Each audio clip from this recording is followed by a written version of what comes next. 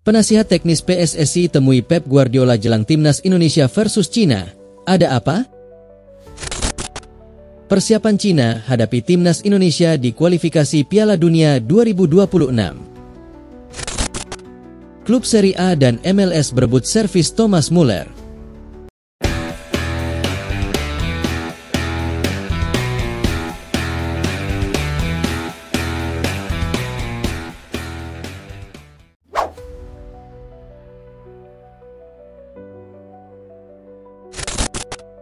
Penasihat teknis PSSI temui Pep Guardiola jelang timnas Indonesia versus Cina. Ada apa? Penasihat teknis PSSI, Jordi Cruyff, temui Pep Guardiola jelang timnas Indonesia versus Cina. Apakah tujuan pertemuan tersebut? Pertemuan Jordi Cruyff dengan Guardiola sendiri diketahui dalam unggahan akun Instagram Jordi Cruyff. Mereka bertemu di kota Manchester, Inggris. Dalam unggahannya, Jordi Cruyff berfoto bersama Guardiola. Muka semeringah pun terlihat jelas di raut wajah Jordi Cruyff. Dalam caption, Jordi Cruyff memberi penjelasan soal pertemuannya dengan Guardiola. Dia ternyata baru saja menghabiskan waktu selama beberapa hari dengan sejumlah rekan setimnya. Tak hanya Guardiola, Jordi Cruyff juga bertemu Txiki Begiristain. Jordi Cruyff pun menikmati momen pertemuan itu. Dia lempar pujian kepada Guardiola yang kini sukses besar sebagai pelatih sepak bola. Senang sekali bisa menghabiskan beberapa hari bersama mantan rekan setim saya, Pep Guardiola dan Txiki Begiristain, tulis Jordi Cruyff dalam unggahannya di Instagram, dikutip Rabu, 16 April 2025. Rasa hormat yang besar atas pekerjaan luar biasa yang telah mereka lakukan. Senang juga bisa menikmati suasana kota Manchester yang luar biasa. Lanjutnya, pertemuan Jordi Cruyff dengan Guardiola pun langsung jadi sorotan besar. Netizen Indonesia beramai-ramai mengomentarinya karena takjub dengan unggahan itu. Jordi Cruyff sendiri diketahui jadi penasihat teknis PSSI saat ini. Dia diharapkan bisa membawa sepak bola Indonesia, termasuk timnas Indonesia, maju.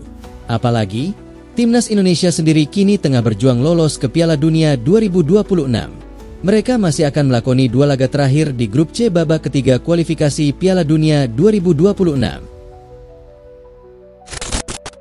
Persiapan Cina hadapi timnas Indonesia di kualifikasi Piala Dunia 2026.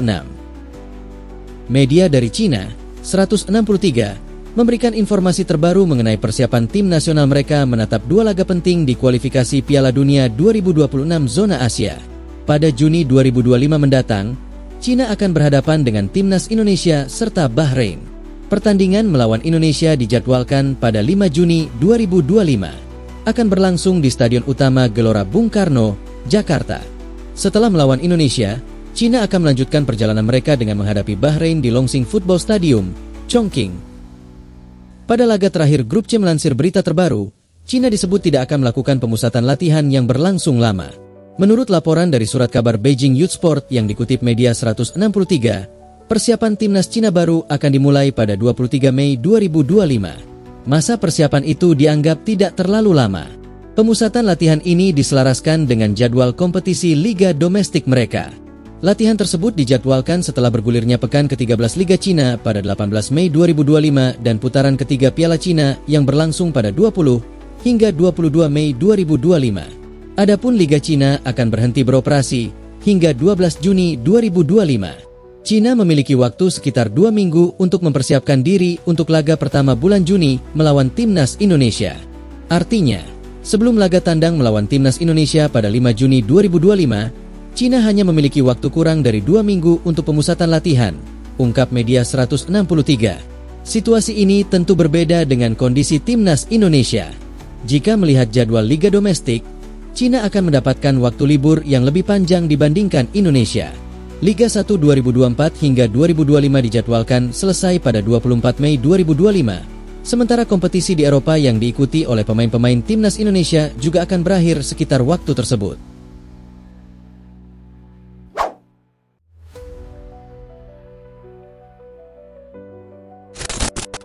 Klub Serie A dan MLS berebut servis Thomas Muller.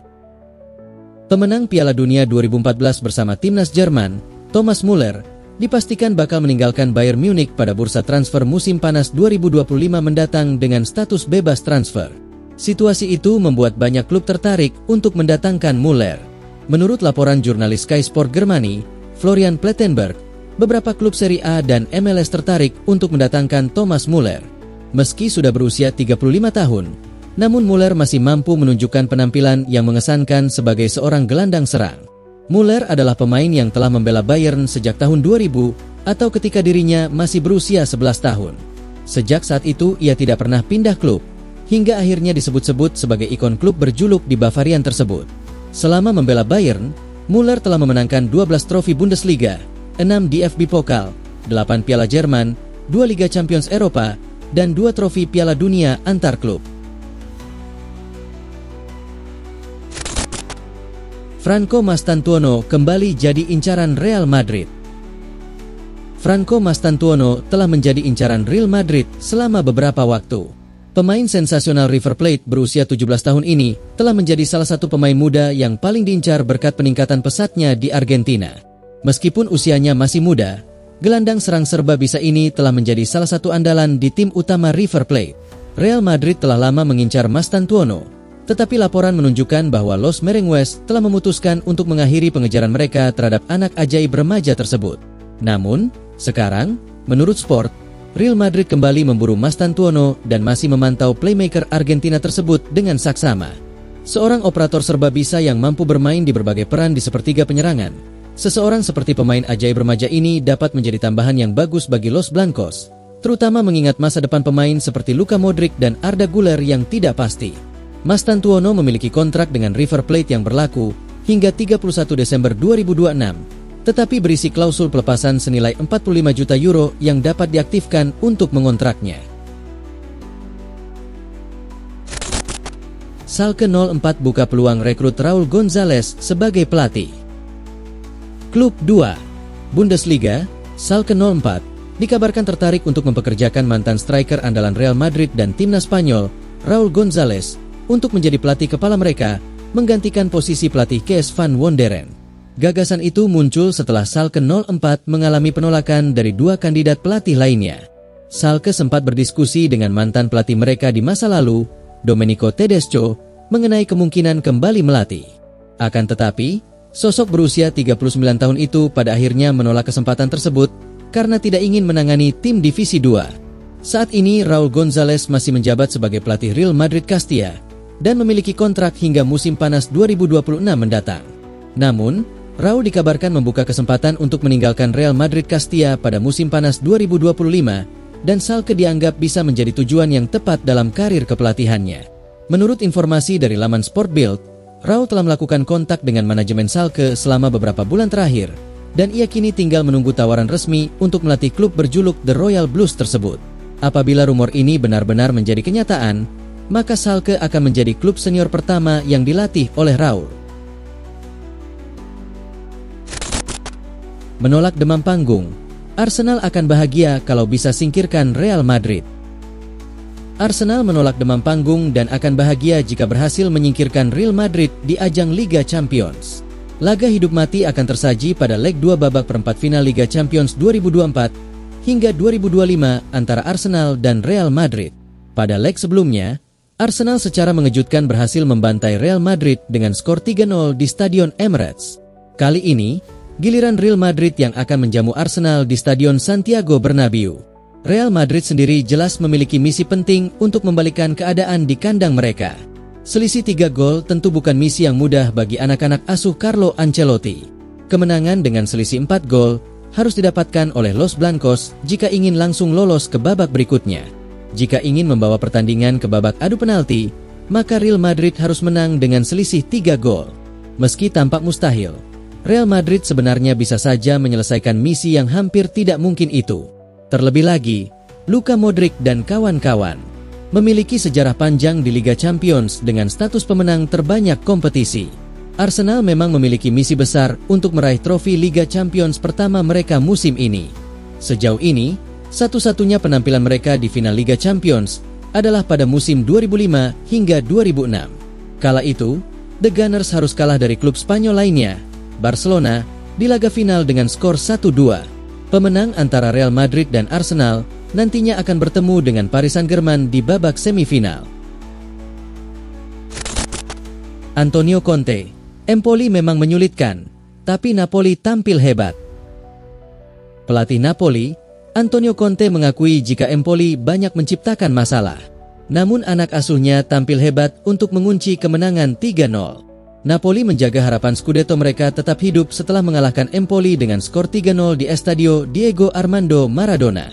Kemenangan ini membuat mereka kembali terpaut 3 poin dari Inter Milan. Romelu Lukaku menyumbang 2 assist dan mencetak 1 gol. Sedangkan Scott McTominay tampil jadi bintang di pertandingan tersebut dengan mencetak 2 gol. Dalam sesi konferensi pers setelah pertandingan, pelatih Napoli, Antonio Conte mengakui jika Empoli banyak menciptakan masalah. Namun anak asuhnya tampil hebat untuk mengunci kemenangan 3-0. Kami tampil hebat. Empoli menciptakan masalah. Bahkan saat Anda menekan dengan tinggi, mereka memainkan bola-bola panjang dan sangat terorganisir, ujar Antonio Conte kepada DAZN.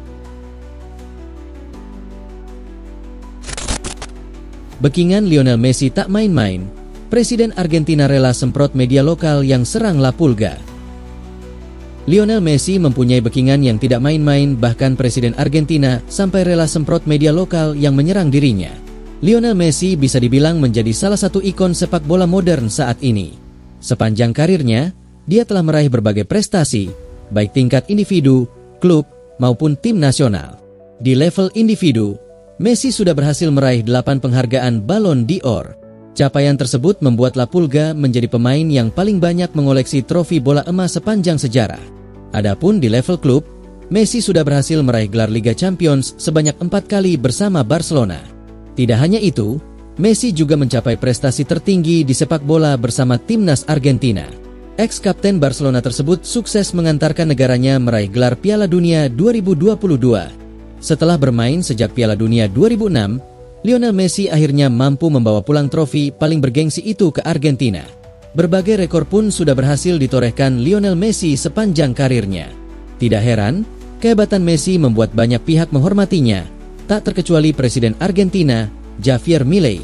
Milei sempat ditanya dalam sebuah siniar berjudul Nuera yang dikutip dari Ojogo, PT soal Messi. Ia mengaku sangat kagum dengan kehebatan La Pulga. Milei bahkan mengaku belum pernah melihat pemain sepak bola manapun yang bermain layaknya Lionel Messi. Bahkan, Milei rela pasang badan apabila ada media lokal Argentina yang mengkritik Messi.